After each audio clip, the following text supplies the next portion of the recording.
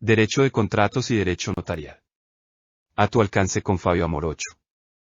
Interpretaciones sobre si los contratos que versan sobre bienes embargados son nulos, por ilicitud del objeto, o si, por el contrario, tales contratos son válidos, siendo únicamente imposible o ineficaz la tradición de las cosas embargadas y el registro del título que contiene la venta. El embargo, esta acepción proviene del latín, del prefijo in y del núcleo vare que traducido queda como impedir. Es la declaración por la cual se establece una medida cautelar que recae sobre los bienes o derechos de contenido o valor económico del deudor, decretada por una autoridad judicial o funcionario administrativo competente, en procura de lograr el cumplimiento forzoso de una obligación que ha sido desconocida por dicho deudor y evitar su insolvencia. Aquellos bienes objeto de esta medida, impiden la traslación del derecho de propiedad o de posesión porque el efecto es dejar el bien objeto de la medida con una restricción, objeto ilícito, excepto en los casos en los que el juez autorice o el acreedor consienta en ello, art. 1521 del CC. Es uno de los instrumentos jurídicos que tiene el acreedor para hacer efectivo lo establecido en el artículo 2488 del Código Civil, que establece que el patrimonio del deudor constituye la prenda general de sus acreedores, es decir, los bienes del deudor sirven de garantía para el cumplimiento de las obligaciones en beneficio de sus acreedores. Ahora, si el deudor no cumple con sus obligaciones, el acreedor podrá, a través de los órganos judiciales y en el marco del orden jurídico, perseguir los bienes de su deudor para satisfacer su derecho de crédito. Con el embargo se impide que su deudor quede insolvente o diluya su patrimonio con el fin de desconocer sus obligaciones en perjuicio de los intereses de sus acreedores. Estos bienes o derechos son afectados para extinguir con ellos una obligación pecuniaria ya declarada, embargo ejecutivo, o que, previsiblemente, se va a declarar en una sentencia futura, embargo preventivo. ¿Cómo se perfecciona el embargo judicial?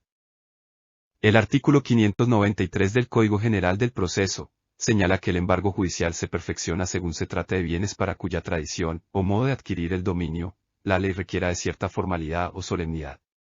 Es así que si la medida cautelar recae sobre bienes cuyo dominio se transfiere mediante la solemnidad del registro, es el caso de los inmuebles, según lo señala el artículo 756 del Código Civil. El embargo judicial se perfecciona con la inscripción o anotación del auto del juez que lo decreta en la oficina de registro competente. A su vez, si se trata de bienes no sujetos a registro ni a otras solemnidades, como una nevera, el embargo se consuma mediante el secuestro de tales bienes, como es la aprehensión material que realice el secuestro de estos, hasta tanto el juez decida de fondo en el respectivo proceso judicial. Aquí es viable que en el secuestro se deje los bienes al dueño deudor a título de depósito, siempre y cuando ello no afecte los intereses del acreedor, pero queda modificado el título de la tenencia material, porque ya no es propietario, sino depositario. En un certificado de tradición y libertad de inmueble expedido por la Oficina de Instrumentos Públicos y Privados, puede expresarse una anotación concerniente a una medida cautelar denominada embargo, la cual busca garantizar plenamente los resultados de un proceso jurisdiccional o de cobro coactivo. Al analizar el certificado de tradición y libertad se pueden observar dos situaciones frente a la anotación de un embargo.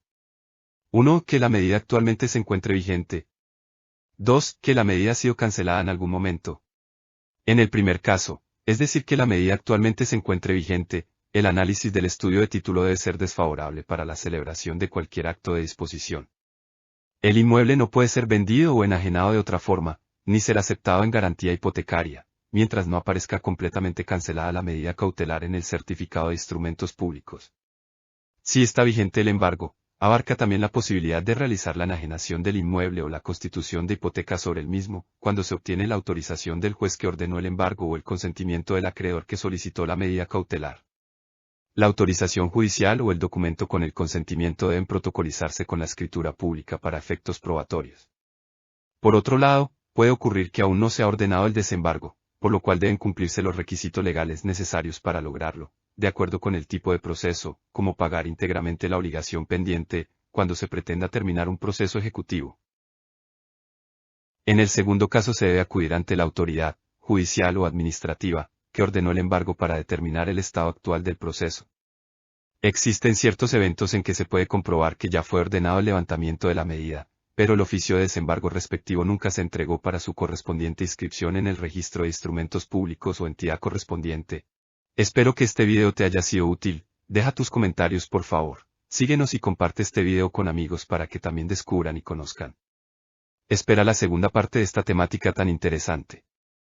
Recuerda que el conocimiento es de todos.